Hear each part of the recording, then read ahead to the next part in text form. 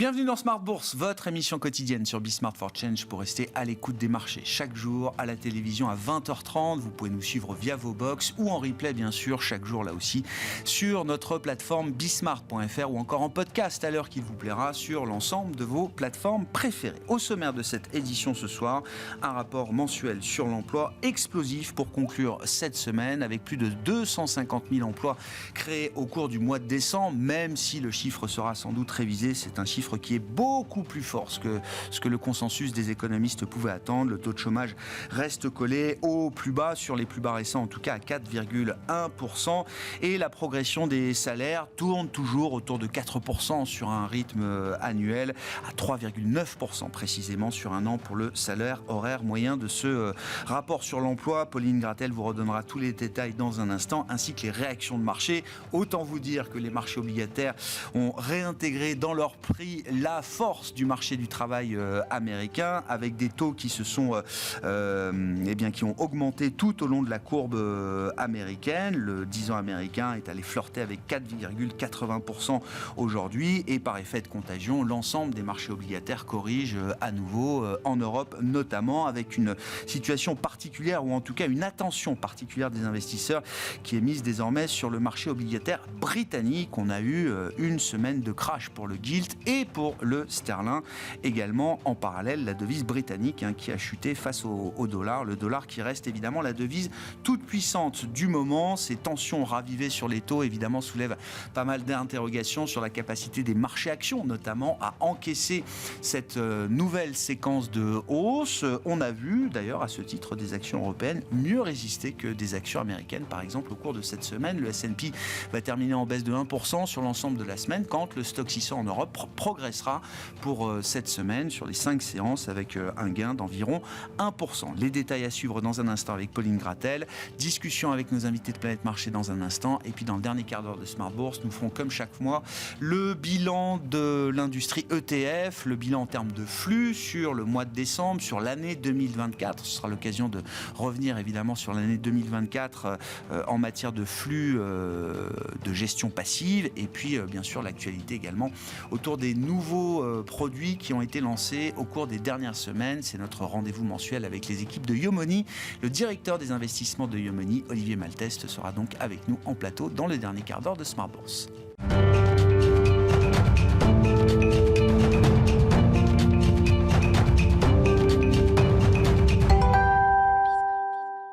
Tendance, mon ami, chaque soir en ouverture de Smart Bourse, les infos clés du jour sur les marchés avec Pauline Gratel. Bonsoir Pauline. Bonsoir. C'est donc le chiffre à la une, les chiffres à la une provenant du rapport mensuel sur l'emploi aux États-Unis pour le mois de décembre. Oui, l'économie américaine a créé 256 000 emplois en décembre, bien plus que les 164 000 anticipés. Le chômage baisse légèrement à 4,1% de la population active. Du côté des salaires, ils augmentent de 0,3% sur un mois et de 3,9% sur un an. Ces chiffres solides confortent l'idée d'un assouplissement monétaire de la Fed toujours plus lent. Après ce rapport, le marché n'anticipe plus qu'une seule baisse de taux pleine cette année. Et les marchés obligataires sont évidemment les marchés qui sont surveillés de près aujourd'hui par les investisseurs. Oui, d'autant plus qu'en début de séance, les taux longs étaient à peu près stables, mais après le rapport sur l'emploi, les tensions ont directement repris, avec un 10 ans américain grimpant de 10 points de base, proche de 4,80%, au plus haut depuis un an. Le rendement de l'obligation à 30 ans a dépassé les 5%. Le mouvement de tension qui est généralisé à l'ensemble des marchés obligataires et notamment l'Europe. Oui, en particulier sur le marché britannique obligataire où le rendement à 10 ans est au plus haut depuis 2008 à 4,9%, après avoir bondi jusqu'à 4,95% dans l'après-midi. En France, le rendement à 10 ans est supérieur à 3,40%. Bon, et sur le marché d'échange, Pauline ? Sur le marché d'échange, le dollar reste fort. L'euro est plombé avec un euro-dollar au plus bas depuis un an à 1,0220. L'indice dollar, lui, est au plus haut depuis un an. Côté britannique, la livre sterling accuse une baisse hebdomadaire de l'ordre de 1,5% face au dollar. Oui, puis on reparle des matières premières aujourd'hui avec une remontée significative, visible en tout cas, des cours du pétrole. Oui, en effet, le pétrole est à son plus haut niveau depuis 3 mois. Le baril de Brent se négocie aujourd'hui à près de $80 en hausse de plus de 3%. Des hausses de prix qui profitent à Total Energy. Le titre est au plus haut depuis novembre et gagne 1% à Paris. Que dire de la situation des indices actions dans ce contexte, Pauline ? Les grands indices mondiaux sont globalement dans le rouge après la publication de ce rapport sur l'emploi de décembre. À Wall Street, les indices ouvrent en repli de l'ordre de 1%. En Europe, ils évoluent en ordre dispersé. Le CAC 40 s'apprête tout de même à conclure une semaine dans le vert, en hausse d'environ 2,5% autour des 7500 points. Du côté des entreprises spécifiques, on notera que Ubisoft déçoit encore le marché aujourd'hui. Oui, l'éditeur de jeux vidéo reporte à nouveau la sortie du nouvel épisode de Assassin's Creed. Ubisoft a annoncé également des ventes plus faibles que prévues pour Noël. Ces nombreuses déconvenues amènent ainsi Ubisoft à abaisser ses objectifs. Le titre a lâché 10% ce matin avant de se stabiliser en recul d'environ 4%. Ouais, un rebond qui s'est même prolongé en fin de séance puisqu'on voit le titre Ubisoft qui arrive à clôturer à l'équilibre et même un peu au-delà après avoir lâché, comme vous le disiez, 10% ce matin. Toujours en France, Airbus confirme sa place de numéro 1 mondial de l'aéronautique. Oui, loin devant Boeing avec 766 livraisons d'avions en 2024, tout près de son objectif de 770 livraisons. Airbus a enregistré plus de 800 commandes. Le titre est en hausse de plus de 1% à Paris. Et puis dans le secteur aérien, cette fois, Delta Airlines publie ses résultats. Oui, et le moins que l'on puisse dire, c'est que Delta est confiant pour 2025. La compagnie aérienne s'attend à ce que 2025 soit l'année la plus rentable de toute son histoire. Au 4e trimestre, le chiffre d'affaires annuel a augmenté plus vite que prévu. Le titre ouvre en hausse de plus de 8% à Wall Street. Quels seront les grands moments de la semaine prochaine sur les marchés, Pauline ? La semaine prochaine sera rythmée par la publication de l'inflation aux États-Unis pour le mois de décembre. Côté micro, les banques américaines lanceront la saison des résultats annuels dès mercredi avec Citigroup, JP Morgan et Wells Fargo. Tendance, mon ami, chaque soir en ouverture de Smart Bourse, les infos clés du jour avec Pauline Gratel.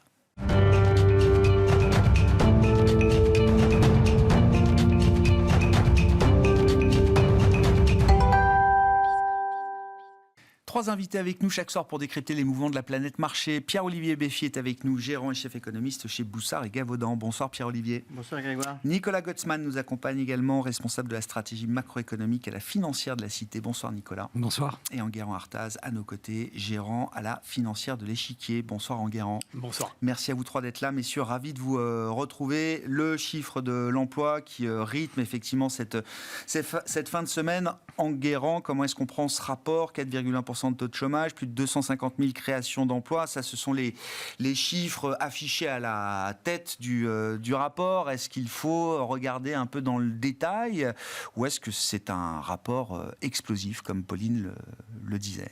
Alors, on regarde toujours dans le détail, évidemment, au-delà des chiffres headline qui paraissent sur Bloomberg ou autres. Et c'est vrai que sur les derniers rapports emploi, quand on regardait sous la surface, il y avait pas mal de petites choses pas forcément très très positives sur l'augmentation de la durée moyenne du chômage, sur la composition du chômage avec un peu plus de personnes qui perdaient leur emploi versus un chômage qui en début d'année était plutôt composé de gens qui étaient des nouveaux entrants ou des réentrants sur le marché du travail. Donc on avait ça sur les derniers mois. Là, en l'occurrence, sur ce rapport emploi, à peu près tous les détails sont bons. Il y a à moins un ou deux petits bémols, notamment l'emploi manufacturier qui est toujours pas très bien orienté, mais mis à part ça, vraiment dans la globalité, le rapport est très bon. On parlait des créations d'emplois, alors c'est vrai qu'elles ont tendance à être assez fortes et à être assez souvent révisées dans les mois qui suivent, donc ça c'est une chose, mais ce qui est très rassurant, c'est l'autre partie du rapport, donc celle qui sert à calculer le taux de chômage dans l'enquête auprès des ménages, et là vraiment tous les détails sont bons, même la baisse du chômage est quand même notable, parce que facialement, on passe de 4,2 à 4,1. En fait, quand on regarde avec une ou deux décimales de plus, on passe de quasiment 4,25 à moins de 4,1, 4,08. Donc, c'est une vraie baisse. Et vraiment, dans le détail, tout est bien orienté. On a même eu un rebond un petit peu du taux d'emploi par rapport à l'ensemble de la population. Donc, vraiment, tout est plutôt bon. Le point un petit peu, on va dire, est-ce que c'est rassurant ou pas ? En tout cas, rassurant dans une perspective plutôt taux Banque centrale, c'est que par contre, la croissance des salaires, elle, ressort en ligne, même marginalement un petit peu en dessous et sous une tendance qui est plutôt à la décrue. Donc ça, c'est quand même plutôt intéressant puisqu'on a du coup une dynamique de l'emploi qui reste très bonne, sans réaccélération forte de l'inflation salariale. Ouais. On est surpris d'avoir ces chiffres-là à ce stade, à ce moment, alors que la Réserve fédérale a entamé un cycle ou supposé cycle de baisse de taux il y a quelques mois à peine, Enguerrand ? C'est vrai que ça peut paraître surprenant. Alors, déjà, d'une part, étant donné les tendances sous-jacentes qu'on avait sur pas mal de composantes de l'emploi ces derniers mois, là, elles ne se poursuivent pas du tout. On a plutôt des choses qui se réinversent un petit peu partout. Et puis, évidemment, quand on pense qu'on vient de faire quand même 100 points de base de baisse de taux en un trimestre, voir l'emploi réaccélérer, forcément, ça pose question, et très certainement que ça pose beaucoup de questions aujourd'hui aux membres du FOMC, à Jérôme Powell en tête, de dire est-ce qu'on n'a pas été un petit peu trop rapide dans les baisses de taux. Bon. Nicolas, votre appréciation de la situation économique américaine, à l'aune notamment de ces derniers chiffres, de ce rapport mensuel emploi américain. On a eu des ISM aussi. Service était très bon, je crois, en début de semaine. Et qu'est-ce que ça implique pour la Réserve fédérale américaine ? Le marché est en train de viser un statu quo assez prolongé, partant des 100 points de base de baisse de taux qui ont été délivrés l'an dernier, là. Oui, je pense que le rapport d'emploi, il est surtout très rassurant, notamment sur l'enquête ménage, parce que si on prenait le détail de l'enquête ménage sur la dernière année, en fait, on constatait que depuis août 2023, on avait une destruction de l'emploi privé, donc ce qui était sans doute de nature à être correction future, et là, on a une hausse de 500 000 sur l'emploi privé, alors qu'on a un retournement sur l'emploi de gouvernement qui était le principal driver de la hausse sur l'enquête ménage. Par contre, sur le reste, tout est bon, effectivement, donc c'est plutôt très bien, très bon rapport. Ce qui est intéressant, c'est qu'effectivement, on a définitivement fini avec la séquence qui sortait de la fin de l'été, où on avait vraiment une alerte sur le niveau d'emploi. On avait des chiffres qui n'avaient pas été très bons à ce moment-là. C'est ce qui avait précipité la baisse de 50 points de base initiale de la Fed. Et donc, de ce point de vue-là, c'est rassurant. Ensuite, pour la Fed, je ne pense pas que ce soit forcément un obstacle. En fait, ce n'est pas parce que le marché de l'emploi est bon qu'ils sont forcés de garder les taux plus élevés. Ce qu'il y a, c'est qu'on a deux scénarios. Soit on a une dégradation du niveau de l'emploi, comme ce qu'on a pu voir donc à la fin de l'été, et là, la Fed est précipitée dans sa baisse de taux. Soit on a une économie qui reste vigoureuse, mais on a quand même la baisse de l'inflation.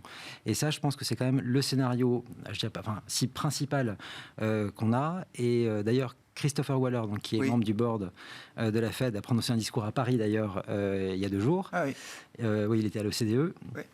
Et en disant clairement que lui considérait que si on avait un surplus d'inflation qu'on avait pu constater dans quelques chiffres sur les derniers mois, sauf le mois de novembre, c'était principalement en raison de prix imputés qui sont plutôt le reflet d'une inflation passée, mais qui ne traduisent pas une dynamique d'inflation qui serait supérieure aujourd'hui à ce qu'elle pouvait être. Or, si on continue d'avoir une inflation qui continue sur une tendance descendante, du coup, on aura les baisses de taux qui sont prévues, et lui signaler à ce moment-là que, je pense qu'il visait surtout à réduire un peu l'effet du dot plot qui a été publié en décembre, donc des projections qui avaient été faites par la Fed, en disant qu'il y avait quelques gouverneurs qui anticipaient également 5 baisses de taux en 2025, et que donc même si on a consensus, une vue médiane qui a 2 baisses de taux, il était aussi possible qu'on aille plus loin si jamais la baisse de l'inflation continuait, et cela malgré une économie vigoureuse. C'est-à-dire que si on continue d'avoir la hausse de la productivité et la baisse de l'inflation, on aura la baisse de taux, de toute façon. Ouais. Donc, le facteur clé, là, vous l'avez dit, c'est poursuite des gains de productivité. C'est-à-dire... Dans cette configuration-là, oui. Ça. Et il y a quand même quelques signes qu'il faut quand même suivre. On a notamment eu la publication des emplois vacants au début de cette semaine, avec toujours des niveaux d'embauche qui restent trop faibles, à mon avis, qui sont une source de risque. On a eu la publication aussi du PIB nominal mensuel par S&P, qui lui également montre un niveau qui passe plutôt, qui est en train de passer la barrière des 4%, en dessous des 4%, ce qui là aussi est un rythme à mon avis trop faible. Et donc on a quand même ce niveau de risque-là qui existe sur la tendance. Il faut faire attention, mais pour l'instant, on va dire le rapport de l'emploi est vraiment suffisamment positif. Le tout vraiment maintenant, le facteur clé, ça va être l'inflation. Est-ce que oui ou non, on va avoir la même séquence que l'année dernière, c'est-à-dire d'avoir des chiffres qui étaient très négatifs au début de l'année 2024. On peut avoir justement des chiffres moins forts, étant donné qu'on a des effets de base très marqués sur l'inflation. Sur l'inflation, on peut avoir la baisse, et ce qui devrait calmer aussi le marché obligataire. Bon, on est encore autour de 3% d'inflation cœur, c'est ça quand même aux États-Unis, d'inflation sous-jacente. Alors oui, et si on prend je pense la mesure importante en ce moment, c'est ce qu'on appelle le market base, le PCE core market base. On enlève tous les prix imputés et on prend l'inflation core, et là on a une dynamique qui est quasiment proche des 2%. On est à 2,3, 2,4. Ouais. Bon. Pierre-Olivier, sur la situation de l'économie américaine, on a beaucoup parlé de l'exceptionnalisme américain qui ne semble pas encore être démenti à ce stade sur le plan macro. En tout cas, est-ce que ça implique aussi pour les marchés obligataires et peut-être par voie de conséquence aussi pour des marchés actions américains ? Oui, moi je pense qu'il y a deux paramètres qu'il faut avoir en tête. Le premier, c'est que l'administration Biden a dépensé en 2 mois, c'est-à-dire en novembre-décembre, un tiers du budget annuel. Donc ils y sont allés très très fort pour stimuler l'économie américaine. Je pense que l'économie américaine va être très très forte au premier trimestre, il n'y a aucun doute là-dessus. La deuxième chose, c'est que moi je pense que Powell... La moitié des dépenses fédérales, c'est fait sur un tiers. Un tiers des dépenses un tiers des dépenses sur sur 2 mois en fin d'année. Ça commence en octobre. Oui, oui, ah oui, d'accord, ok, oui, d'accord. Oui. Donc là, sur 2 mois, ils ont déjà dépensé un tiers du budget. Notamment, il y a des énormes dépenses de santé, par exemple, etc. D'accord. Donc, bon, ça, c'est un point important parce que je pense que le fameux soft landing, qui a été le scénario pendant très longtemps, qui était attendu, je pense qu'il ne vient pas de la Fed, il vient simplement du budget américain qui a été hyper stimulant. Donc, on a pu gérer en quelque sorte le resserrement monétaire de manière très souple parce qu'on avait un stimulus monétaire énorme. Voilà. Stimulus budgétaire. Oui. Bon, la grande question, mais ça sera pour après, à moyen plus tard dans l'année, c'est est-ce que Trump va mener une politique budgétaire extrêmement expansionniste ou pas? Voilà. Si c'est pas le cas, on peut avoir aussi des petites surprises après sur l'activité américaine en deuxième partie d'année notamment. Voilà. Donc, je pense que ça, c'est un premier point à avoir en tête. La deuxième chose sur la Fed. Bon, moi, je pense que Powell, il va battre le record Trichet. À mon avis, il nous fait n'importe quoi, de toute façon. Il n'a pas vu venir l'inflation, il nous a monté les taux en disant « Oh là là, il y a de l'inflation, de l'inflation ». Il fait n'importe quoi, il y a une économie qui tourne à 2,5%, à 4% de taux de chômage. Non, mais derrière, en juillet, il disait voilà, le soft landing est là, vous inquiétez pas, il coupe pas les taux. Après, comme le marché réagit un peu l'été, il dit « Oh là là, mais attendez, je vous fais 50 points de base en septembre ». Et puis là, en décembre, il nous dit « Non, mais là, il n'y a plus de poudre de la fête, vous pouvez oublier, parce que je suis pas sûr de mon coup, là, donc ça va. » Il pilote. Voilà. Il pilote, à vue, il voit rien, il comprend rien, quoi. Donc moi, je suis très. Je pense que ça, c'est un gros point noir pour les marchés obligataires et pour les actions actuellement. La Fed n'apporte pas de visibilité, vous trouvez? Non, aucune. Ah bon? Ça se voit d'ailleurs si vous regardez. Parce qu'en fait, il y a deux choses qu'on peut regarder. On peut regarder les taux, de manière faciale. On peut regarder ce qu'ils font, etc., ce qui est pricé. Mais après, il y a toute la distribution, à travers, par exemple, les options. Et là, on voit que le marché ne sait plus où on va. Ah ouais. On ne sait plus où on va. Et on y a même déjà des hausses pricées pour 2026. Ah bah. Donc ça veut dire que là, le marché, il voit autant de hausses que de baisses, en probabilité. Alors, je n'ai même pas regardé ce qui s'est passé juste après le rapport emploi tout à l'heure. Mais donc ça, c'est important à avoir en tête. Donc le marché est un peu perdu là-dessus. Il est un peu perdu par Trump pour l'instant, parce que bon, on est tous des experts de la politique économique américaine, mais personne ne sait vraiment ce qu'il va faire. Non. Et puis en plus, il est dans un jeu où il est en train de mettre la barre très très haut. Là, il va annexer le Groenland, il va envoyer l'armée prendre le de Panama. Là, donc enfin, il met la barre très très haut, mais on ne sait pas où est-ce qu'elle sera mise. On sait très bien que c'est plutôt un jeu de négociation, que la barre sera plus basse que ça. On se dit qu'il n'a pas envie de casser la belle mécanique de l'économie américaine, qu'il n'a pas envie de casser les marchés américains. C'est ce que le marché intègre quand même quand il réfléchit à Trump, non? Oui, mais bon, c'était le Trump 1.0, le Trump 2.0. On peut dire que c'est le Trump 1.0, mais pour l'instant, depuis le début de l'année, si vous pensez que c'était le Trump 1.0, ça vous fait très très mal au portefeuille. Hein. Ouais. Donc, non, je pense qu'il faut... Il y a une histoire de séquence aussi. Parce qu'on n'aura peut-être que les mauvaises nouvelles de Trump avant de voir les bonnes. D'ailleurs, l'administration américaine, aujourd'hui, elle essaie de blâmer, je dirais, Biden de tout ce qui se passe en ce moment. Il nous explique que la hausse des taux, c'est parce que Biden a fait n'importe quoi, etc. Moi, je suis prêt à mettre un petit doigt là, à parier que Trump, quand il va reprendre ses tweets à partir de février, il va commenter le marché action depuis son inauguration et pas ce qui s'est passé avant. Il dira avant, mais ça, c'est bien Biden sûr qui a fait n'importe quoi. Les taux, mais attendez, Biden, vous avez fait n'importe quoi. Donc je pense que, voilà, peut-être que Trump va finir par être raisonnable. Et c'est un peu ce qu'attend tout le marché. C'est très consensuel, de dire que finalement, les marchés, c'est important pour Trump et il va le faire quand même. Oui. Mais c'est pas sûr qu'on est à un point où c'est ce qu'il faille jouer aujourd'hui. Voilà. Tant qu'on n'a pas l'inauguration, tant qu'on n'a pas la Fed à la fin du mois, moi, je pense que le marché est un peu dans le flou aujourd'hui. D'accord. Et c'est dans ce moment-là qu'il y a un risque d'accident, vous dites ? En ce moment, on voit bien que de toute façon, les marchés actions, ils sont pas en pleine forme. Hein. Les taux obligataires. Moi, ce qui était intéressant dans le rapport emploi, finalement, c'est un rapport emploi... assez standard. Oui, on s'y est habitué, mais quand même, quoi. Bien, mais franchement, les claims sont plus bas depuis tout le temps. Enfin, je veux dire, il n'y a rien qui se passe sur ce marché d'emploi. On avait juste un peu le taux de chômage qui remontait un peu, mais on savait que c'était dû à la forte immigration aux États-Unis. Donc, c'était essentiellement le côté supply, enfin offre du marché du travail qui revenait, causait la hausse du taux de chômage. Il y avait l'économie américaine et le plein emploi depuis un certain temps. Voilà, il n'y a pas vraiment de surprise. Mais par contre, la manière dont les marchés réagissent à ça, est très symptomatique d'une tension avec un consensus qui est sur soft landing, vous inquiétez pas, l'inflation va revenir. Enfin bon, s'il reste au plein emploi tout le temps et qu'en plus, je sais pas, on nous remet en plus, je sais pas, simplement le prix du pétrole. Si le prix du pétrole recommence à monter, etc., d'un seul coup, les anticipations d'inflation de marché vont complètement changer. Hein. Donc voilà, il y a des paramètres, et puis il ne faut pas oublier que c'est une économie de services. C'est un peu comme le Royaume-Uni, on en parlera peut-être, mais c'est un peu différent le cas du Royaume-Uni, mais c'est une économie de services, donc c'est une économie, contrairement à l'Europe, où c'est plus difficile de freiner l'inflation uniquement avec les taux. Oui. Sur la visibilité qu'offrent les banques centrales, et à commencer par la Fed, qu'est-ce que vous dites, Enguerrand ? Parce que bon, j'entends le jugement sévère de Pierre-Olivier, mais...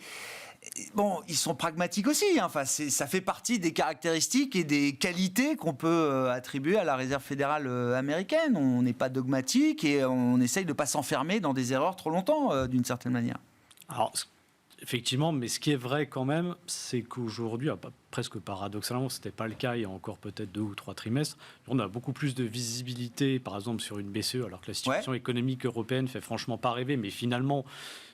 Comme le chemin tout, entre guillemets, va très mal, au moins le chemin est balisé.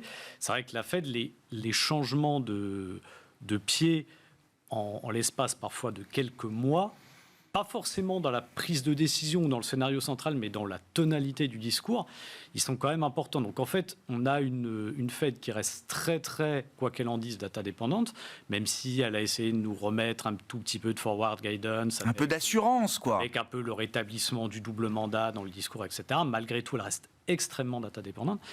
Et on arrive en plus dans un moment où, en plus d'être data dépendante, elle devient politique dépendante.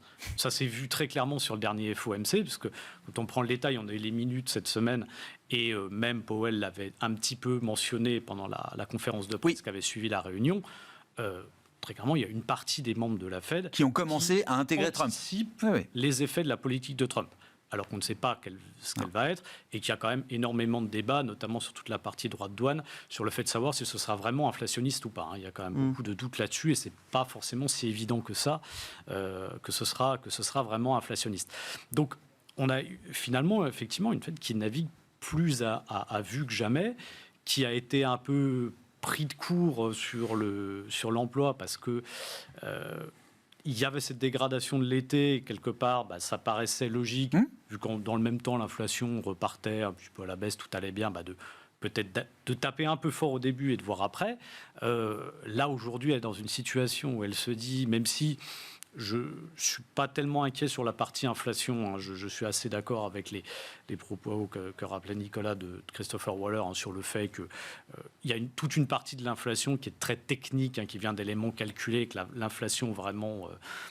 quotidienne, réelle, quotidienne, qui correspond à la demande, elle est quand même plutôt en train de repartir. Mais ce qui est vrai néanmoins, c'est que la Fed, entre l'équilibre entre ces deux mandats, entre l'inflation, l'emploi et les conséquences de la politique de Trump sur tout ça, on voit bien qu'elle avance un petit peu à tâtons.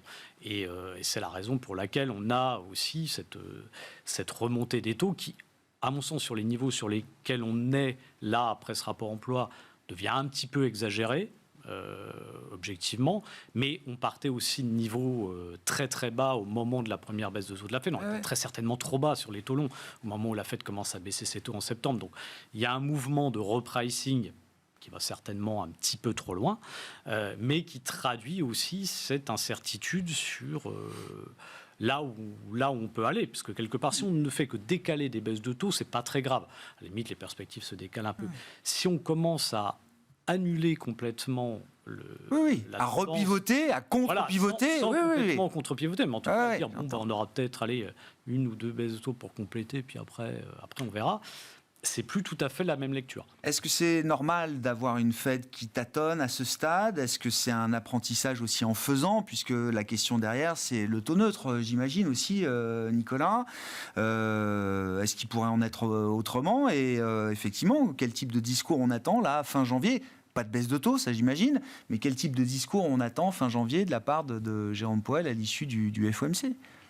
Je pense qu'il n'y aura pas de baisse de taux. Ensuite, moi, ce que j'attends, c'est peut-être effectivement une correction de ce qui a été fait au mois de décembre. Je trouve que c'était inopportun de leur part d'indiquer qu'ils avaient intégré ce que Trump pouvait faire. Parce que la séance précédente, Powell avait dit qu'il ne ferait pas ce genre de choses. Et que c'est tout à fait incertain et je ne trouve pas ça très professionnel de leur part. Et je pense qu'il y a quelques gouverneurs qui se sont un peu échauffés contre ça. Il y a eu Marie Daly qui a dit qu'elle n'avait pas fait et qu'elle trouvait que c'était inopportun de le faire. Je trouve que le ton de Powell aussi pendant la conférence était un peu de cette nature-là aussi. Le staff l'a fait également, d'intégrer ce genre de prévision. Je pense que ce n'était pas une bonne idée, donc j'espère qu'ils vont corriger ce point-là. Ensuite, sur le mouvement actuel, je pense qu'il y a deux séquences. C'était quand même assez intéressant. Donc on a la première séquence de hausse de taux qui a été accompagnée par une hausse du marché action. Donc on va dire avant l'élection, à partir du moment où le marché action, où le marché commençait à anticiper la victoire de Trump, plus la normalisation de la situation, on avait moins d'inquiétude. Et on a donc cette hausse de taux qui se matérialise avec la hausse du marché action et avec une baisse du pétrole à ce moment-là. Tout ce mouvement-là, on va dire, il va tenir jusqu'au 6 décembre. Et au 6 décembre, on a quelque chose qui se passe dans le marché, c'est-à-dire qu'on a la hausse des taux reprend, le marché action cale, on était à 4,50 à ce moment-là, et le marché du pétrole commence à monter. Et là, ce qui est intéressant, c'est que d'abord, en fait, on va dire, il y avait une déclaration de l'OPEC à ce moment-là, l'OPEP qui disait qu'ils allaient repousser la hausse de production. Et on a cette hausse du pétrole qui a été justifiée à ce moment-là par le fait que l'économie chinoise allait être redémarrer. Voilà, c'était le Politburo qui a annoncé, voilà, on va relancer. Sauf qu'au même moment, quand on regarde les taux chinois, ils ont explosé à la baisse au même moment, ce qui montrait que le marché ne croyait pas du tout à ce que disait le Politburo et que la relance chinoise était, comme d'habitude, un vœu pieux qui n'arriverait pas, en tout cas pas dans la mesure qui a été signalée. Et donc là, on peut se poser effectivement la question de la raison de la hausse du marché du pétrole, parce qu'il n'y avait pas forcément de demande supplémentaire. Là, on peut quand même considérer qu'on peut avoir plutôt un risque géopolitique qui est en train de se matérialiser, parce qu'on avait à ce moment-là une succession d'articles qui commençaient à être publiés sur la pression maximale qui allait être mettre en place sur l'Iran. Mais ce qu'on peut constater, c'est que sur les taux, sans doute que la hausse qu'on a depuis le 6 décembre dernier vient bien plus de la hausse du pétrole, parce qu'en fait, depuis le 6 décembre, le pétrole il a quand même monté de 15%, c'est quand même tout à fait significatif. Et qu'on a des anticipations d'inflation qui montent, qui font caler le marché action, et qui par contre progressent, permettent aussi également une progression du dollar. Donc là, c'est quand même une configuration qui est relativement différente de ce qu'on avait connu pendant la période électorale. Donc on a cette poursuite de la hausse des taux, sauf que le marché d'action ne suit plus, et le pétrole est en hausse par rapport à la baisse qu'on avait eue précédemment. Donc c'est un cycle quand même tout à fait différent. Et donc je ne crois pas que la hausse des taux soit, comme l'a dit Paul Krugman, due à la folie de Donald Trump sur le dernier mois, mais plutôt à la hausse du pétrole tout bêtement. Et ça me semble plus cohérent, et ça explique aussi ce qu'on peut constater au niveau européen, parce que d'avoir une hausse des taux aujourd'hui au niveau européen me semble bien plus cohérent avec une hausse de 15% du prix du pétrole, plus la baisse des devises européennes, qui est quand même significative également, et qui pèse lourdement sur ce que peut être l'industrie. Mais ça veut dire que le marché reconsidère un risque inflationniste à travers les matières premières, doucement, et la faiblesse des devises, l'inflation importée, etc. Et c'est pour ça, je pense, que Piero Cipollone, a habilement... Donc l'italien au bord de la BCE. Ça a fait une interview au Corriere della Sera il y a 2 jours de ça, en indiquant qu'il considérait qu'il faut absolument faire attention à ne pas surréagir à ce genre de choses et d'accompagner le mouvement, et en gros de ne pas refaire les erreurs qu'on a systématiquement faites. Trichet et les autres, systématiquement faites. Et qu'il ne faut pas reprendre ce genre d'erreur, et en tout cas de continuer le cycle de baisse de taux. Regarder à travers, quoi. Voilà, regarder à travers, parce que là, en fait, on a tellement plus de croissance en Europe qu'il faut bien faire quelque chose. Bon, le marché action, là, effectivement, comme le soulignait Nicolas, 4,50, 4,70, 4,80, c'est des niveaux où c'est plus difficile pour toute une partie du marché action américain, notamment. Oui, non, mais après... ça peut nous emmener beaucoup plus bas, ou est-ce qu'il y a d'autres facteurs qui peuvent offrir de la résilience pour les actions, là? Je dirais qu'il y a 2 points. Le premier, sur les marchés actions, on rentre déjà c'est pas les mêmes années que les... Si on regarde les 2 dernières années, en cumulé, depuis 1928, on n'a jamais fait 2 années aussi fortes. D'accord. À doubler à plus de 20% de progression. On arrive avec un optimisme qui est bien ancré depuis 2 ans. Il y a eu des hauts débats, il y a eu des petits moments où on a douté. Mais enfin, je veux dire, le marché, il s'est très très bien comporté. L'année dernière, on monte avec un Sharpe de plus de 2 sur le S&P. Donc c'est fantastique. Faut pas être très compliqué. Il n'y a pas eu un drawdown de plus de 8%, je crois. Mais par contre, on arrive avec des valorisations extrêmement élevées.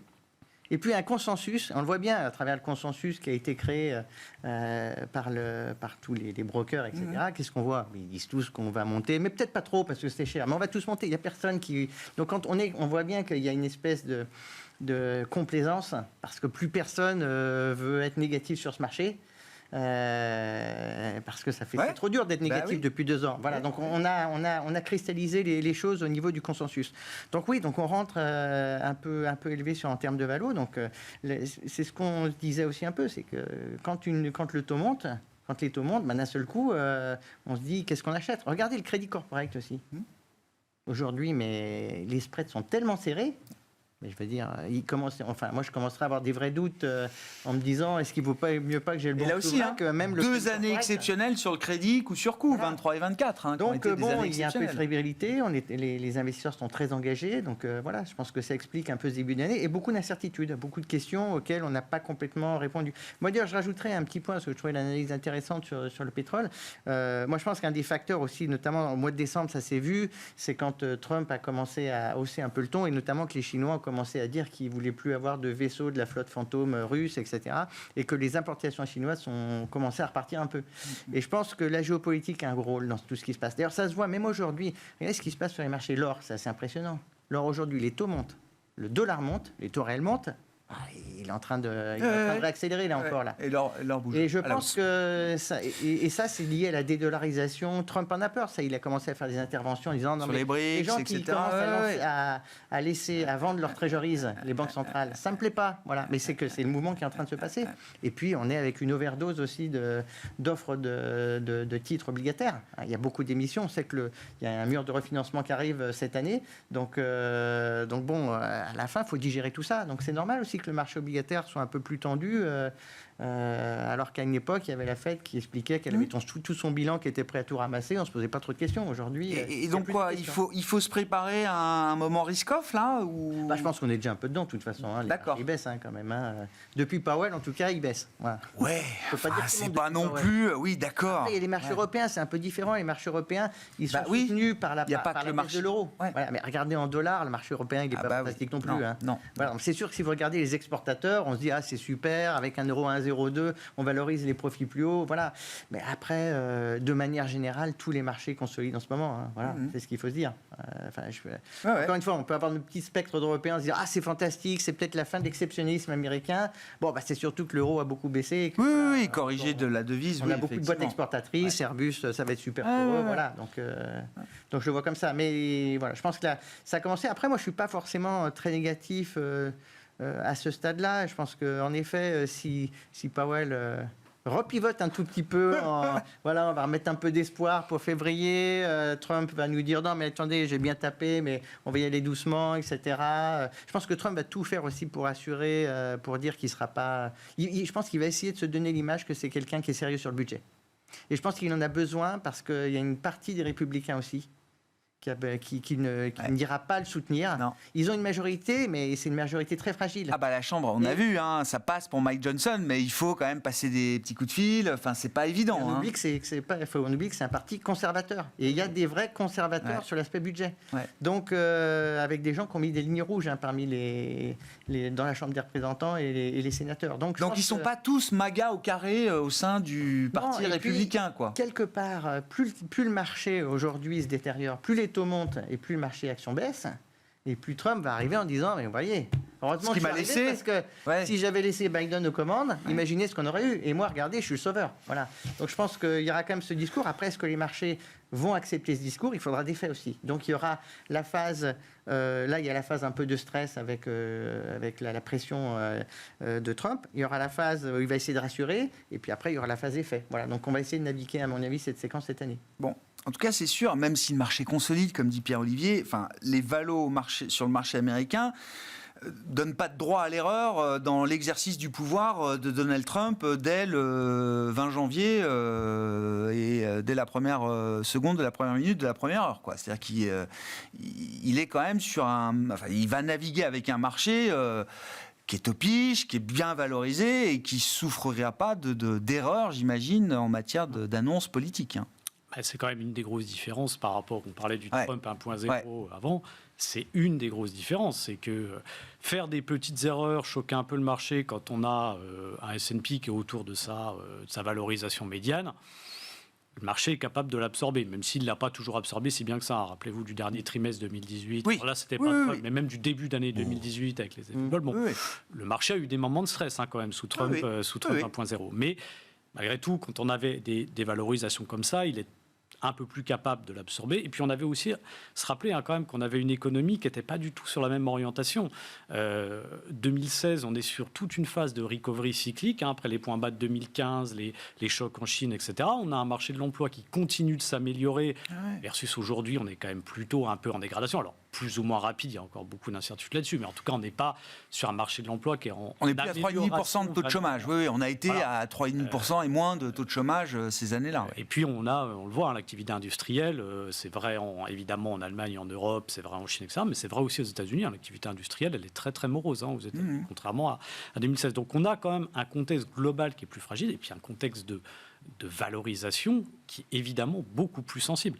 Donc, c'est pour ça on disait tout à l'heure, effectivement, Trump va essayer en tout cas, les marchés voient Trump comme quelqu'un qui va essayer d'être pro-marché, d'être pro-investisseur, mais les erreurs, au moins de communication qu'il peut faire, elles vont être beaucoup moins faciles à absorber dans un marché aussi tendu que pendant son premier mandat. Donc évidemment, on n'est pas à l'abri d'un certain nombre de dérapages, entre guillemets. Alors, pas tellement, à la limite, je ne pense pas que le marché s'inquiète vraiment des histoires de le Canada va être le 51e État. Bon, ça, on sait que ça fait partie de l'exagération. Pour l'instant, c'est pas ce qui pose problème au marché. Je suis d'accord. Si ça devenait sérieux un petit peu, là, ça commencerait à inquiéter tout le monde. Mais enfin, à ce stade, c'est un peu ça fait partie du personnage, entre guillemets. Mais ça fait parler. Ça produit du bruit. Mais sur certaines autres choses, même certaines annonces qui pourraient être faites sur la partie Doge, sur le mandat qui a été confié à Elon Musk, etc. Si demain on annonce des dizaines, des centaines de milliers d'exstructions d'emplois publics, je ne suis pas sûr que le marché le prenne très très bien quand même. Donc il y a pas mal de choses comme ça où... Mais le fine-tuning des Trumponomics va être effectivement délicat, c'est ça. D'autant qu'on a toute l'incohérence trumpienne, mais dès les premiers discours, on prenait le discours qu'il a fait je crois que c'était mardi, où je pense qu'il nous dit à peu près dans 2 phrases qui se suivent quasiment, l'inflation est encore beaucoup trop élevée. Et la phrase d'après, il nous dit, mais les taux sont beaucoup trop élevés. Il veut des taux plus bas, il veut un dollar plus bas, mais un dollar qui reste fort. Il faut baisser les taux, mais en même temps en baissant l'inflation, en ayant un dollar fort. Et bon, voilà, on voit qu'il y a quand même beaucoup d'incohérences quand même sur ça. Alors effectivement, peut-être que aussi une partie du fine-tuning peut se faire via le Parlement, parce que c'est pour moi une des petites surprises récentes, serait qu'à la sortie de l'élection de Trump, on disait c'est quand même le Parti républicain a un peu changé, il y a quand même beaucoup de MAGA c'était un peu ça, l'idée. Là, on voit qu'avec la faiblesse de la majorité à la Chambre, les conservateurs du parti ont repris un peu du poil de la bête et ont quand même un peu plus l'intention de jouer un rôle de contre-pouvoir. Sont prêts aussi à mettre un peu de rapport de force il y a avec Trump. Aussi un peu de contrôle qui peut arriver de ce côté-là, notamment sur la partie budget. Bon, sur la partie européenne, Nicolas, donc... Non, mais la question, c'est si jamais la Fed, effectivement, se met en statu quo prolongé, avec, je ne sais pas, peut-être une prochaine baisse de taux qu'on ne voit plus avant juin, voire septembre, la BCE, elle, va continuer son chemin de baisse de taux à chaque meeting, comme on l'anticipe, ou comme on pouvait l'anticiper, ou est-ce qu'il va falloir, là aussi, réajuster, et le marché a peut-être déjà commencé à le faire, réajuster un peu le tir sur ces anticipations. Alors, le marché a commencé à se réajuster. Je pense que pas le scénario principal, mais le scénario souhaitable, ce serait d'avoir une baisse à chaque prochaine réunion. Je crois que le scénario de Goldman, c'était d'arriver au mois de juillet avec une baisse à chaque fois, c'est qu'on arrive à 1,75. Je pense que c'est un minimum, étant donné les tendances actuelles. Quand on regarde, encore une fois, le secteur économique, le secteur privé européen, c'est vraiment une catastrophe. C'est-à-dire qu'on progresse en nominal de 1% par an. avec des taux qui restent à 3, ce qui paraît quand même relativement invraisemblable relativement à ce qui se passe aux États-Unis. Et ça, dans un contexte, effectivement, avec une hausse des prix des pétroles, avec une baisse de l'euro, ce qui va renchérir donc les importations, encore une fois. Et donc, on a vraiment un problème de ce côté-là. Et je pense malgré tout que c'est à eux de faire le principal effort pour pouvoir soutenir le niveau d'activité.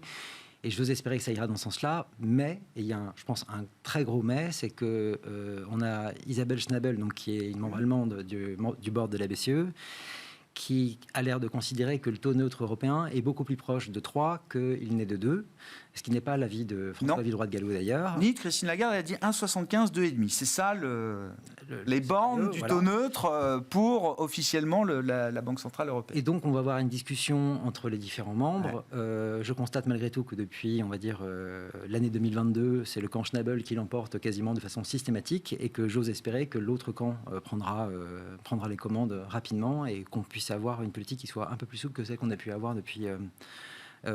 lors de cette période. Et pour reprendre aussi le point, il y avait sur le dollar, je pense que ça devient maintenant le symptôme et la cause en même temps des problématiques de tout le monde. Et il y a un papier il y a 2 ans qui était sorti qui s'appelait le cercle impérial du dollar, qui avait été publié par la Fed de New York, qui était vraiment très intéressant et qui disait qu'en fait, à partir du moment où on commence à avoir une hausse du dollar, parce que l'économie américaine est forte. En fait, la hausse du dollar provoque un ralentissement des échanges mondiaux en termes manufacturiers, étant donné que c'est la monnaie de tout le monde. Sauf que ce ralentissement fait que chaque économie va en s'ouvrir un petit peu, sauf que l'économie qui en souffre le moins est les États-Unis, parce que c'est une économie qui repose principalement sur le service. C'est-à-dire que donc, la hausse du dollar provoque un effondrement, une baisse du manufacturier qui va elle-même renforcer le dollar. Et donc, on a une auto-alimentation du phénomène qui est exactement ce qu'on connaît depuis 2 ans maintenant, et que aussi longtemps qu'on ne cassera pas cette dynamique-là, on a vraiment un problème et que tout le monde en souffre, la planète entière en souffre en dehors des États-Unis pour le moment. Et je pense effectivement qu'il est urgent pour les Européens, pour les Chinois, de soutenir leur propre demande intérieure pour pouvoir rééquilibrer les échanges et paradoxalement faire baisser le dollar. Avoir une alternative au dollar, quoi. Non, c'est pas une alternative, c'est simplement d'avoir un rééquilibrage des situations et que le consommateur américain ne soit pas le seul sur la planète à consommer et que tout le monde produise dans le reste de la planète. Et ça ne peut pas durer. Il y a un vide politique quand même en Europe. Non, mais j'entends vos points, bien sûr, Nicolas. On discute de ça depuis longtemps avec vous, mais c'est vrai que j'entends aussi ce qui semble être le logiciel de la Banque Centrale Européenne dans cet environnement d'incertitude, de vide politique. On n'a pas envie d'aller trop vite, trop fort, quoi. Alors, ça, je le comprends bien. C'est le tâtonnement, on va apprendre, on va voir. Mais je suis pas vraiment d'accord. C'est peut-être une erreur, mais... C'est ce qu'on connaît de toute façon en Europe depuis 5 ans. La seule différence qu'on a maintenant, c'est que depuis 2 ans, 3 ans, entre Pagnetta, Cipollone, en gros, le gang des Italiens se lève pour essayer de proposer autre chose. On peut voir que Emmanuel Macron, ça lui est arrivé aussi de soutenir ça. Il y a eu l'intervention avec Draghi il y a un mois un mois à Paris. Il y a une tentative, on va dire, de changer quelque chose. Ensuite, effectivement, le poids politique n'est pas forcément suffisant, mais au moins, il existe une alternative dans le débat politique. Bon, sur les chances de l'Europe, là, en 2025 ?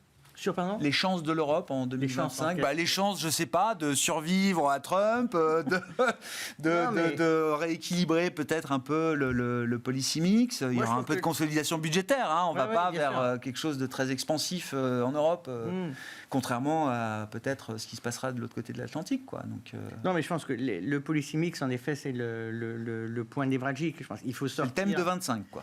Ouais, ça, je pense que c'était déjà un peu le thème, sauf que ça avait été. On a eu les. Comment dire, avec l'argent gratuit, on pouvait faire ce qu'on voulait sur le déficit budgétaire. Là, cette thématique est en train de commencer à arriver à sa fin, parce qu'on est à la fin de l'argent gratuit. Les charges d'intérêt sont en train d'exploser dans tous les pays, y compris les États-Unis. Donc, on est dans une séquence où ce policy mix est plus soutenable. Donc, le vrai policy mix aujourd'hui, c'est éventuellement d'avoir des déficits budgétaires, mais quand même beaucoup moins gros que ce qu'on a aujourd'hui. Donc, il y a un ajustement à faire. Et des taux réels beaucoup plus bas. Voilà, parce qu'on est trop endetté dans le système. On ne va pas pouvoir continuer avec les taux réels actuels. Moi, je pense que si je fais une petite prévision pour 2025, le gros risque de cette année, c'est qu'on reparle de la récession mondiale. Et je pense qu'il y a beaucoup de gens qui interprètent très mal beaucoup de choses. La courbe des taux C'est justement quand elle se repentifie que ça devient dangereux. C'est pas quand elle est négative. Si c'est violent, si le mouvement est violent, effectivement, ça. Voilà, bon, enfin bref. Mais là, c'est pas les taux courts qui baissent, là. Le sujet, c'est si les taux là, on a quand même un resserrement des conditions financières. Oui. C'est quand même assez fort. Comme ça a été dit, le resserrement du dollar, c'est un problème pour tout le monde. Donc, in fine, si en plus... Et une récession qui serait déclenchée par quel facteur? C'est quoi? C'est un problème de marché? Ça peut être financier? Ça peut être l'investissement? C'est le consommateur? Ça peut être simplement la discipline budgétaire à un moment qui peut être imposée par Trump aux États-Unis. Voilà. Qui arrive en Europe. Pour l'instant, on a les spreads français qui ont un peu monté, mais enfin, ça reste tout gentil tout ça. Hein. Ouais. Mais bon, voilà, on peut avoir comme ça à la fois un resserrement budgétaire et les conséquences du resserrement un peu financier. Donc la patrouille obligataire, quoi, ce que j'appelle la patrouille obligataire qui viendrait... Et là, la Fed va peut-être devoir repivoter encore à nouveau. Voilà. Alors, mais c'est pour ça que ce qui est intéressant pour la BCE, moi je trouve qu'au moins, qu'ils mettent une baisse de moins, qu'ils aient un peu plus graduellement, c'est pas grave. Mais il ne faut pas qu'ils changent de cliquet. C'est ça qui est important. Il faut mettre de la visibilité au marché en disant, pour l'instant, on est confiant, on va dans le bon sens. Et puis si à un moment ils disent, bon là, on vous a pas baissé les taux, mais on pense que ça va encore dans une bonne direction. Voilà, pour le marché. Garder un cap. Voilà, il faut garder un cap. Là, ce qui est un peu gênant aux États-Unis, c'est qu'on n'a plus de cap. Ouais. Qu'est-ce qu'on fait dans ce contexte, Enguerrand, là? Enfin, je veux dire, comment on gère ces incertitudes, ces risques, avec des marchés bien valorisés aux États-Unis, avec des décotes importantes en Europe Comment on construit là un plan d'investissement pour 2025 ? Alors c'est vrai que c'est pas évident puisqu'on a d'un côté finalement un marché dont les fondamentaux sont bons à l'instant T, c'est les États-Unis, mais qui est très cher, et des marchés qui sont pas spécialement peu chers, parce que l'Europe c'est très peu cher par rapport aux États-Unis, par rapport à son propre historique, on a la médiane. C'est vrai. Plus sur des marchés très décotés. Mais d'autres marchés, on va dire moins chers, mais dont les fondamentaux, que ce soit l'Europe, la Chine ou autres, qui donnent pas tellement envie d'y aller. Donc il faut arriver à naviguer entre ça.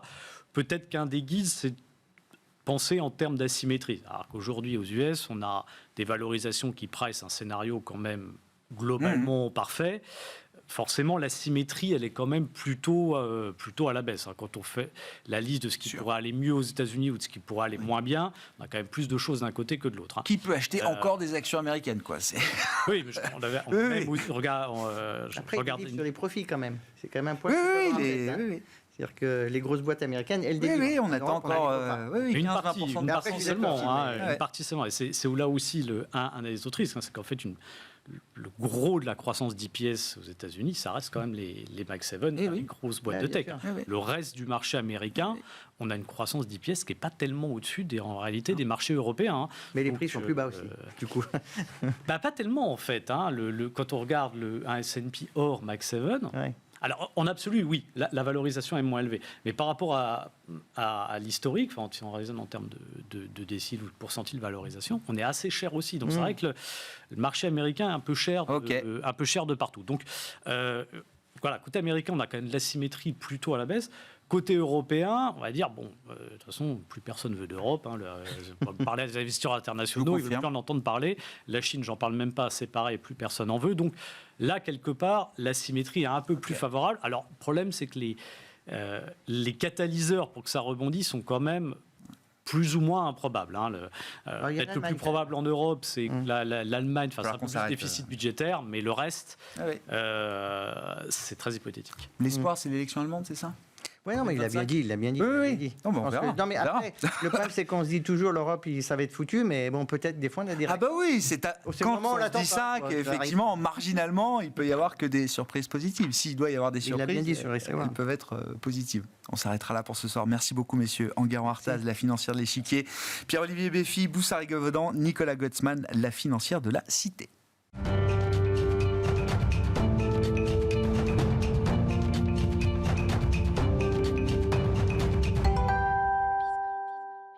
Le dernier quart d'heure de Smart Bourse, chaque soir, c'est le quart d'heure thématique. Et ce soir, nous faisons le bilan de l'année 2024 du point de vue de l'industrie ETF. C'est l'observatoire ETF, observatoire mensuel, qui est publié par Yomoni, qui va nous servir là d'observatoire annuel, en l'occurrence.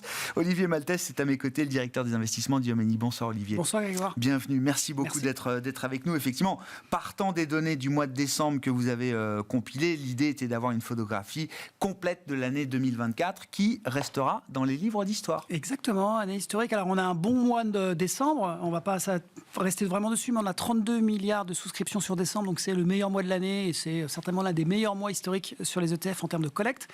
Et ça nous fait du coup une année 2024 record avec 254 milliards de souscriptions nettes en euros.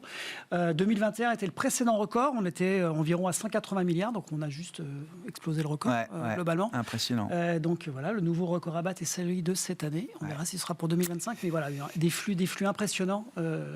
Et voilà, nouveau record en Europe au niveau ETF. Bon, comment se sont distribués ces flux de collecte records sur l'ensemble de cette année 2024, Olivier ? Alors, essentiellement sur les actions, 195 milliards de souscriptions sur les actions. Alors, il faut avoir en tête, l'année dernière, c'était 90 milliards pour se donner le double, quoi. Le double. Ouais. Et puis, on avait 137 milliards et demi par rapport à l'année 2021, qui était le précédent record. Donc, voilà, c'est énorme. 195 milliards. Obligations, 53 milliards. Donc, c'est sérieux aussi. 2023, c'était une année très obligataire. On avait 62 milliards de souscriptions avec la baisse des taux. On se souvient qu'il y avait quand même beaucoup de flux obligataires.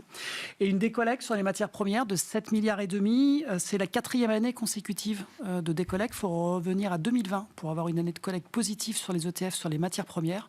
On avait 18 milliards de souscriptions globalement en 2020. Donc 4e année consécutive de baisse. Et là, on a des baisses à la fois sur l'or et le pétrole. 4 milliards et demi de rachats sur les ETF or au cours de l'année et 1,4 milliard sur le pétrole. Globalement. D'accord. Et vraiment du baisse un peu partout en termes de matières premières. Ouais. Si on prend les deux grandes catégories, actions, obligations, comment est-ce que les choses se sont décomposées, notamment en matière géographique, en matière de style, de facteurs également ? Qu'est-ce qui a intéressé dans ces deux grandes classes d'actifs les investisseurs le plus ? Alors sur les actions, c'est comme d'habitude, j'ai envie de dire, c'est grosse capitalisation mondiale et US. La particularité de 2024, c'est que d'habitude, on a grosse capitalisation mondiale et ensuite les US. Ouais. Là, ça a d'abord été les grosses capitalisations US avec 79 milliards de souscriptions sur les grosses capitalisations US et 63 milliards sur les grosses capitalisations mondiales. Ensuite, on retrouve classiquement l'émergent. On a les small cap US aussi. Ce qui est important aussi, c'est que l'émergent, par exemple, qui est le 3e thème qui a le plus intéressé les investisseurs, est à 8 milliards. Donc, on a un rapport environ de 1 à 8 entre les deux premiers et le 3e. Là où d'habitude, on est plutôt sur un rapport de 1 à 3. Donc au niveau des thèmes, pas vraiment de surprise. Peut-être sur les small cap US, mais globalement pas trop de surprise. Mais par contre, c'est vraiment sur l'ampleur, l'amplitude sur les gros thèmes et les US d'abord et ensuite les grosses capitalisations. C'est une traduction de ce qu'on appelle l'exceptionnalisme américain. C'est ça. Et puis même sur les grosses capitalisations. Mais c'est vraiment, c'est vraiment très écarté sur les deux premières. Ouais. En termes de rachat, c'est beaucoup plus concentré. On est entre 950 millions et 1,1 milliard sur les 5 thèmes de rachat les plus importants. On retrouve les actions européennes, et notamment Value, l'énergie, et l'Allemagne et l'Asie hors Japon aussi, pour aller rapidement. Mais voilà, sur le côté action spécifiquement. Ouais. Côté obligataire, pas trop de surprises. C'est vraiment les mêmes thèmes que d'habitude. La seule particularité, c'est parce que c'était encore encore nouveau, c'est les obligations à échéance qui se placent dans les 5. C'était pas le cas en 2023 parce que c'était arrivé en milieu d'année, donc ils avaient qu'une demi-année de souscription. Mais c'est un thème qui a très très bien marché, les obligations à échéance, donc avec l'idée de jouer la baisse des taux globalement sur le long terme. Et donc ils se placent en 3e position sur les thèmes. C'est la nouveauté de 2024. Sinon, on retrouve à peu près les thèmes habituels. On a les taux courts US qui ont bien collecté aussi, mais voilà, pas de spécificité. Non. Ce qu'on voit là, effectivement, sur ce graphique, quand même, c'est la part qui se réduit quand même, d'année en année, quasiment, du facteur ESG, notamment sur la partie action. Hein. Sur la partie action très très faible, on est à 8,6% des flux sur les actions qui ont été sur des ETF qui prennent en compte les composantes extra-financières, donc c'est très très bas. Le stock, c'est environ 20%, un peu plus de 20% en termes de part de marché sur l'ESG par rapport au non-ESG. On le voit, 2022, on était à 62% des flux, donc les flux étaient plus petits, mais il y avait une part importante des flux. Et on voit, depuis 2022, ça n'arrête pas de baisser. On se souvient en termes de performance, l'année 2022 avait été difficile par rapport au non-ESG, avec le côté énergétique évidemment. Côté obligataire, ça tient un peu plus, on est à 21,9, donc en ligne par rapport au pas de marché sur le TF ESG, mais c'est encore pas une année en termes ESG sur les flux, ça c'est sûr. L'année 2024. Ouais, on voit, vous avez le graphe aussi avec effectivement les flux ESG en pourcentage donc on voit progressivement les parts de marché effectivement, on voit que ça commence à diminuer, effectivement. Bon, venons-en aux émetteurs. Alors, on parlera sur l'ESG. Le point que je voulais faire, c'est quand même intéressant de voir que, alors qu'on a des flux qui baissent, en termes de lancement de nouveaux produits, il y a une insistance à lancer des produits ESG, alignés Paris, etc. Enfin, on verra ça. On en parlera tout à l'heure, mais tout à fait, oui, ça reste un thème. Et donc, les émetteurs d'ETF, l'industrie en général, continuent de penser que les flux reviendront sur l'ESG. C'est certainement un impact dû des performances de 2022, 2023 et même 2024 pour certaines stratégies qui sont restées quand même en retard, qui expliquent ça. Mais les émetteurs continuent de travailler sur le sujet, ça c'est sûr. Et s'attend globalement à effectivement avoir un retour que ça continue. Tout à fait. Sur le long terme, on se dit ça fait du sens et on ne va pas tout effacer juste c'est pas la sur fin une ou deux années de performance. Tout à fait. Bon, sur le classement des émetteurs, alors bon, BlackRock, premier émetteur en 2024, mais derrière cette répétition de l'histoire, qu'est-ce qui se passe effectivement sur ce marché de l'industrie ETF et des nouveaux entrants notamment, Olivier? Oui, alors il y a eu pas mal de nouveaux entrants. Alors BlackRock collecte environ 85 milliards d'euros, c'est impressionnant sur l'année, mais en part de marché, du coup, ça fait environ 33% de collecte. Donc ils sont en dessous de leur part de marché qui est environ au-dessus de 40%. C'est ça. Donc petit à petit, ils se font grignoter. On voit le même effet sur Amundi, qui en termes de collecte fait une bonne année aussi, se retrouve troisième à 30 milliards. DWS arrive à maintenir, en étant deuxième à 36 milliards de souscriptions, arrive à ne pas perdre de part de marché sur l'année. Mais globalement, la tendance qu'on voit, c'est que les gros acteurs ont tendance à perdre des parts de marché qui vont se disséminer sur une multitude de petits acteurs. On regarde ensemble en général plutôt les 10 plus gros émetteurs, ce sont les plus significatifs, mais il faut avoir en tête quand même que l'industrie continue d'avoir des nouveaux entrants ou d'avoir des petits entrants qui continuent d'innover en termes de stratégie. Il y a des spécialisations comme ça qui se créent, effectivement. Exactement, oui. Et il y a des nouveaux, on en parlera aussi dans les nouveaux émetteurs, je trouve que c'est assez intéressant sur des nouveaux acteurs qui sont rentrés, des acteurs qu'on n'attendait pas forcément dans l'année. Et donc on voit... Alors c'est toujours les mêmes classements, c'est toujours des parts de marché relativement importantes, mais on voit qu'ils se font challenger globalement par d'autres acteurs, par d'autres petits acteurs. De la concurrence dans ce marché de la gestion passive. Quel bilan vous faites en termes de lancement de produits? Qu'est-ce qui a marqué les grandes catégories de produits ou de thèmes qui ont vu le jour là, au cours de l'année 2024? Moi, je retrouve 4 thèmes. Je résume vraiment l'année 2024 à 4 thèmes en termes d'émissions. Donc le premier, on en a parlé, c'est les émissions toujours ESG. Toujours importante, c'est-à-dire que même si les flux et les volumes baissent structurellement depuis longtemps, l'offre est très présente. Continue, voilà, et il y a eu beaucoup de travail de la part des émetteurs aussi pour arriver à prendre en compte les nouvelles normes et arriver à diversifier, que ce soit en thématique, travailler aussi sur la manière d'appréhender les ETF obligataires souverains, par exemple, sur l'ESG, ou des choses qui sont relativement compliquées. Et ils ont continué à émettre beaucoup de produits, mois après mois, vraiment sur cette composante extra-financière, indépendamment des volumes. Donc c'est plutôt positif sur une vision long terme, moyen terme et long terme des émetteurs sur cette thématique-là. Les ETF à échéance, on en a parlé, qui se connectent et qui ont été lancés en Europe par BlackRock et sur lesquels on a vu aussi d'autres acteurs, en fait, Amundi, BNP, Invesco et DWS, par exemple, sont venus aussi rejoindre le mouvement. Donc ça collecte bien et on voit là que c'est certainement une classe d'actifs qui va rester dans le domaine ETF. En tout cas, tant que les taux seront relativement importants et qu'on se dira qu'ils pourront baisser. Il y aura du portage, quoi. Exactement. Et donc, voilà, un nouveau thème pour les ETF par rapport à la gestion active. Le troisième, c'est les ETF actifs, sur lequel on voit qu'il y a un renouveau. Alors, le symbole, peut-être, c'est le 29 février en France, avec la modification de la loi qui a permis, alors c'est symbolique, puisque de toute façon, on trouvait quand même des ETF actifs, mais qui a permis qu'à la Bourse de Paris soient éligibles les ETF actifs, ce qui n'était pas le cas jusqu'à cette année.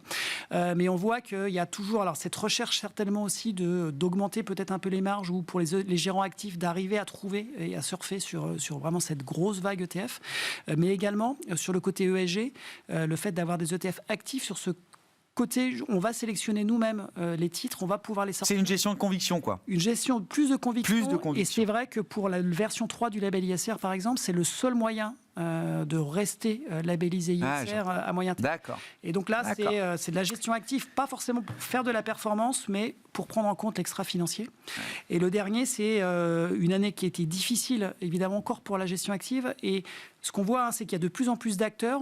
On sent que ce thème ETF-là se retrouve de plus en plus partout, que ce soit au niveau des des journalistes et ainsi de suite, mais on voit que des CGP de plus en plus vont proposer aussi des ETF, alors qu'ils étaient plutôt éloignés de cette classe d'actifs-là. Les family office aussi s'y mettent de manière relativement importante. Ça se diffuse. Nous, on est contactés, on discute pour comment est-ce qu'on peut travailler. Donc ça se diffuse vraiment.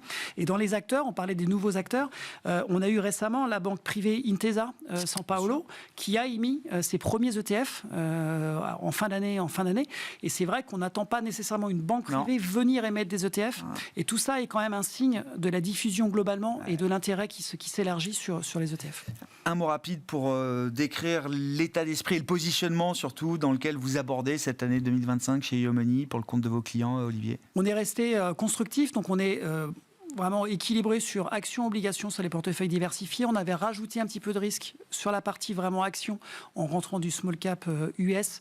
Et on a une surpondération toujours sur les actions américaines en équipondéré par contre pour alléger un peu le techno. Donc ça, on n'a pas changé en ce début d'année. On attend l'investiture de Donald Trump, les premières décisions, voir un petit peu comment ça arrive. Ça se rapproche, on n'a jamais été aussi près. Mais on est pour l'instant toujours constructif. On pense que le marché va plutôt bien appréhender ces mouvements-là et on devrait avoir un retour un petit peu plus haussier. On surveille évidemment les taux de 10 ans comme tout le monde. On va voir comment ça se passe et on va attendre pour voir et ajuster nos positions. Mais on est relativement serein globalement, même si là pour l'instant c'est un peu plus nerveux. On s'attend un peu plus de volatilité, mais c'est normal et on pense que les choses vont se poser et on aura plus de visibilité après les premières décisions prises. On verra ce qu'il en est, l'avant et l'après 20 janvier. Merci beaucoup Olivier. Olivier Maltès, directeur des investissements d'Yomoney avec nous dans ce dernier quart d'heure de Smart Bourse.